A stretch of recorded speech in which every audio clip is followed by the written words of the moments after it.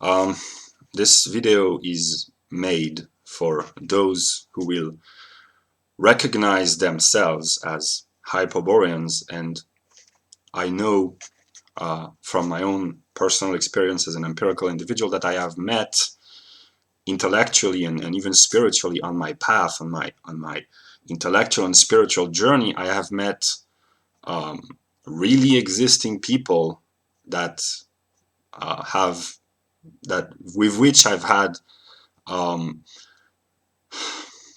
intellectual intuitions, which means some sort of what I call a mystical unity, in the sense that I saw, not with my eyes, but I experienced my own mind being reflected in the minds of these other people who did not even know me, and just by watching their videos on the internet and understanding the depth of their thoughts, I found a transcendent experience, and I did not understand what was happening to me. But now, many years later, with a little bit more experience and afterthought and reflection, I understood that they were mirrors or manifestations of reason, of my highest self, if you will. They were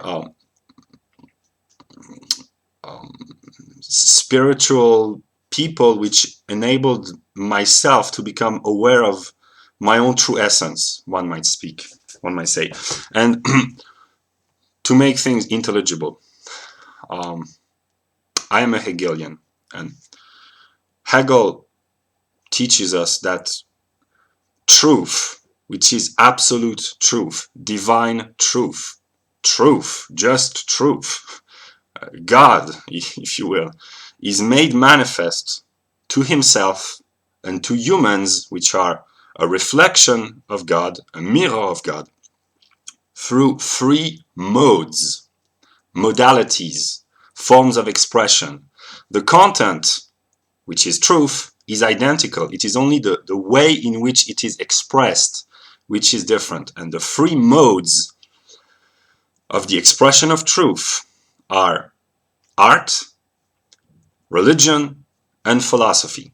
So art is religious, religion is artistic, art is philosophical, philosophy is artistic, religion is philosophical, and philosophy is religious. And the Hyperboreans, as I call them, these really existing people with whom I had what I called mystical experience, it was a religious experience. It was the certainty and the wonder, the amazement of having my mind reflected in their mind, which is, whoa, amazing. And you don't understand what's happening to you. It's beyond understanding. That's a Hegelian joke. When I say beyond understanding, it means it's rational as Hegel understands, because reason for Hegel is precisely that which goes beyond the dualistic aspect of understanding. And when you realize that your own mind is exteriorized in the world, in the mind of another person, it's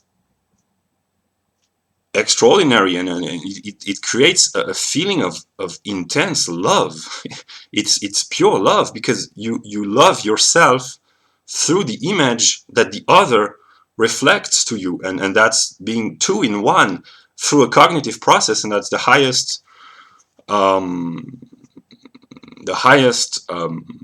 kind of love there is. And if I were true, I would say this is the only real love, because the love of emotions is a biological determination. It's Darwinist self-interest. It's not real love. Real love is cognitive. It's intellectual. And yeah, so these Hyperboreans, they all have in common the fact that they are seeking a higher meaning, a higher truth. And they are people who are courageous, because they dare and they dare defend their ideas, which are not popular and which are even against the current of modernity. So they are brave, they have a thirst for knowledge, a thirst for understanding, they are spiritual, they are wise, so they have many qualities. And the only thing if I might say, which they don't have, is a philosophy. They have grasped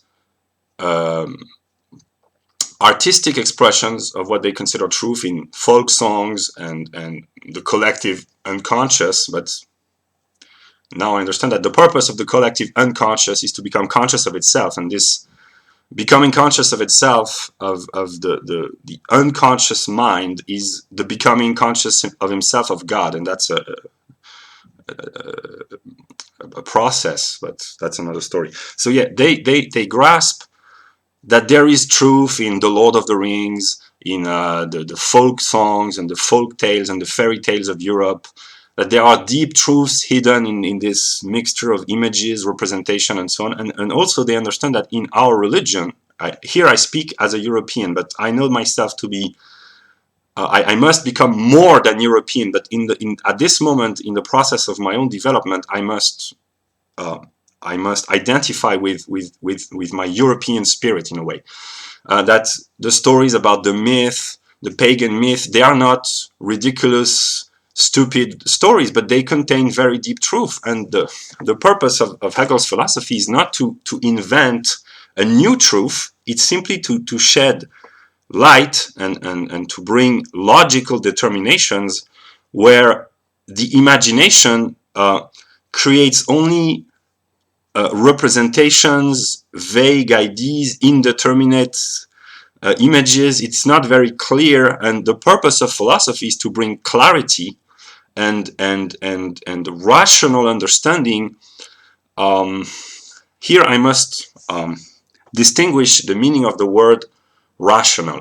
What we moderns call rationality is the empirical sciences, symbolic logic, and what is commonly understood as the Anglo-Saxon mind.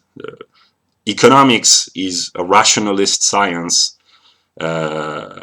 Physics, that's what Hegel calls verstandisch. It's the work of the understanding. And what Hegel calls vernunftig, which is reason or rationality in a Hegelian sense, is what we moderns, when we think with der Verstand, we call irrational and nonsensical. So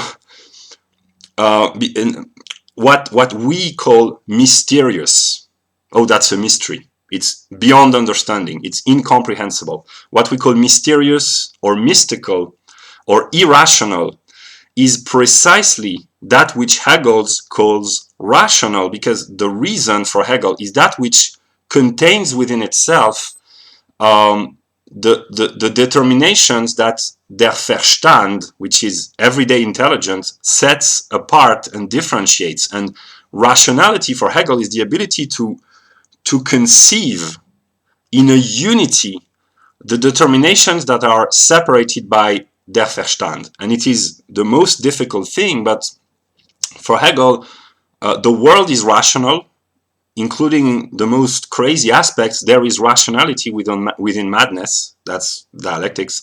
And the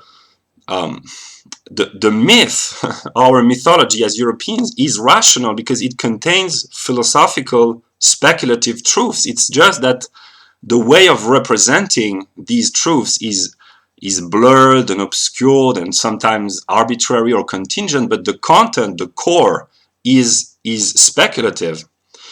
And yeah, so these people have understood expressions of the European spirit in art and religion. And just to clarify, when I say with Hegel that truth is to be found in art, religion, and philosophy, that seems quite strange, because a modern mind would say that truth is to be found in mathematics, physics, and chemistry, and not in philosophy, which is just nonsensical babbling, and religion is just a fantasy, and art.